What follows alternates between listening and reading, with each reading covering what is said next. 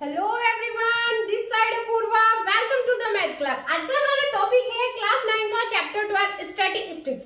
Statistics क्या होता है? स्टैटिस्टिक्स मैथमेटिक्स की वो ब्रांच है जहां पर हम डाटा को कलेक्ट करते हैं, फिर उस डाटा को हम रिप्रेजेंट करते हैं और फिर उस डाटा को हम एनालाइज करते हैं। इन सब के बाद हम क्या निकालते हैं? एक मीनिंगफुल रिजल्ट निकालते हैं। एक मीनिंगफुल रिजल्ट निकालते हैं। तो ये जो टोटल प्रोसेस है ना हमारा, यही क्या है? स्टैटिस्टिक्स है। पहले कोई डाटा है हमारा, उसे हम क्या करेंगे? कलेक्ट करेंगे।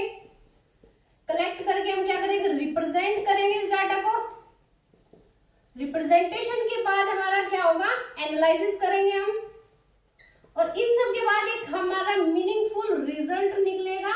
यही पूरा का पूरा जो ये प्रोसेस है, यही हमारा स्टैटिस्टिक्स है। यही पूरा का पूरा प्रोसेस हमारा स्टैटिस्टिक्स है। ये 9th क्लास का चैप्टर 12 है स्टैटिस्टिक्स। 9th क्लास में क्या हुआ? सिलेबस में चेंजेस किया गया है। तो 9th क्लास के जो सिलेबस में है वो बस हमारी मोटे मोटे एक ही चीज बची है, ग्राफिकल रिप्रेजेंटेशन ऑफ डाटा।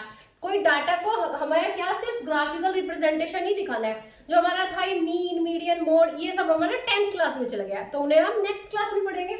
तो ग्राफिकल रिप्रेजेंटेशन ऑफ डाटा जो है वो 3 तरीके से किया गया है। कौन कौन से है 3 तरीके? एक तो है हमारा बार ग्राफ, बार ग्राफ है। सेकंड है हमारा हिस्टोग्राम, और थर्ड है हमारा फ्रीक्वेंसी पॉलीगन। फ्रीक्वेंसी पॉलीगन, यह है थर्ड।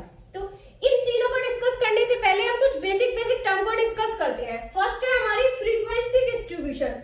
फ्रीक्वेंसी डिस्ट्रीब्यूशन कहाँ यूज करते हैं? फ्रीक्वेंसी डिस्ट्रीब्यूशन वहां यूज की जाती है जहां पर हमारा डाटा बहुत बड़ा हो। डाटा बहुत बड़ा हो, जैसे कि हमारा डाटा है जैसे 1 1 5 5 5 20 20 20। ये जो डाटा है ये 100 लोगों का है, ठीक है, 100 पीपल का ये डाटा है।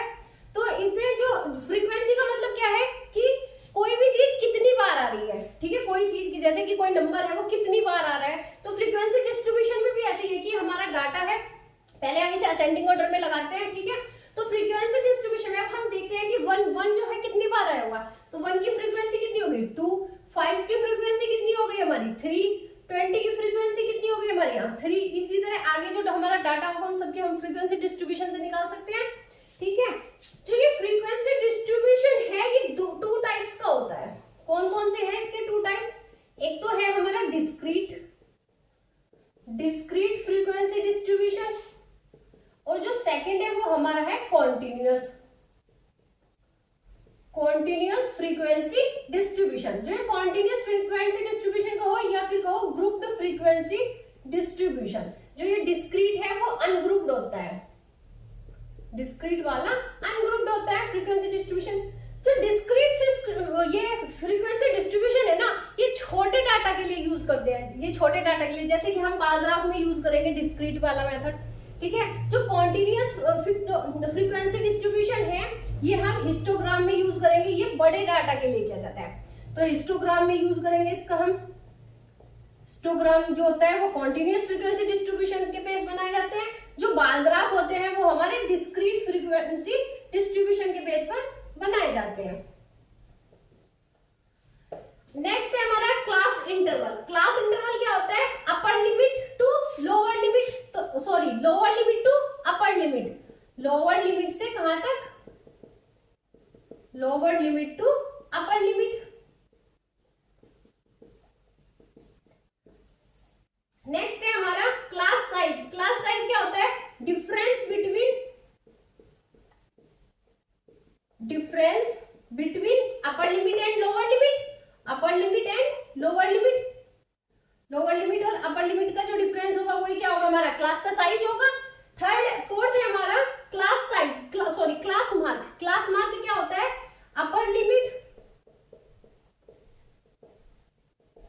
प्लस लोअर लिमिट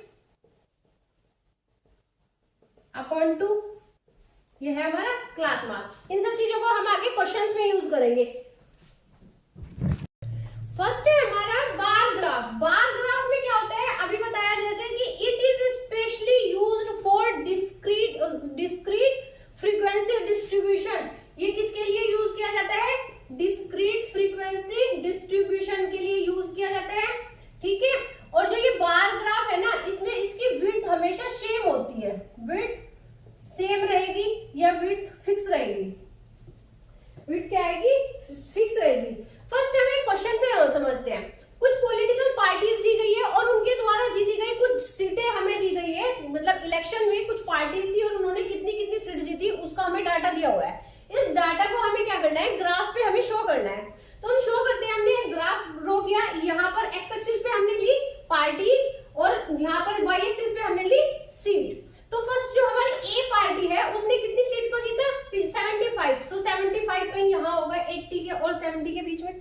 तो जो ये ग्राफ है ना, ग्राफ की जो ये विड्थ होगी ना, ये विड्थ ये जो इसकी विड्थ होगी वो सेम रहेगी सभी बार ग्राफ की। इसमें ये ही बार ग्राफ की में जो विड्थ का है ये थोड़ा समझने वाला है कि इसमें विड्थ जो होगी वो सेम होगी, ठीक है। तो कितना हुआ यहाँ पे? 75 है। सेकंड जो बी है, बी ने कितनी सीटें जीती? 55। तो 55 कहीं यहाँ होगा 60 के और इसके बीच में कहीं यहाँ। तो इसका ग्राफ हम ऐसे ड्रॉ करेंगे। 55 इनकी जो विड्थ होगी वो सारी भी बार ग्राफ की विड्थ क्या होगी? सेम होती है बार ग्राफ में। सी ने कितनी जीती? 37 कहीं यहां होगी।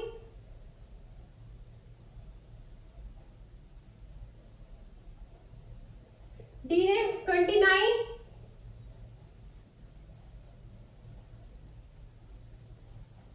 ये हो गया हमारा 29। ई ने कितनी सीटें जीती? हमारी 10। और जो एफ है उसने कितनी जीती? हमारी 37।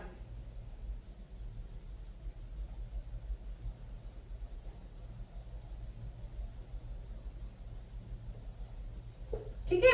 तो इस ग्राफ से क्या शो हो रहा है कि सबसे ज्यादा जो सीटें जीती वो किसने जीती है? ए ने जीती 75। वैसे तो क्वेश्चन से भी शो हो रहा था, लेकिन क्या है कि ग्राफ से ही क्वेश्चन पूछा जा रहा है। तो ए ने किसने जीती सबसे ज्यादा? मैक्सिमम सीटें जीती है वो ए पार्टी ने जीती हमारी, ठीक है। इसमें जो ये ग्राफ का ये जो बार ग्राफ है ना हमारा, इसमें जो इसकी विड्थ होती है वो हमारी सेम होती है। बोर्ड पे तो ऐसे ही बनेगा, लेकिन जो हम ग्राफ पे बनाएंगे तो वो हमारी इसमें विड्थ बिल्कुल सेम होगी, मतलब चेंज नहीं होती है इसमें विड्थ।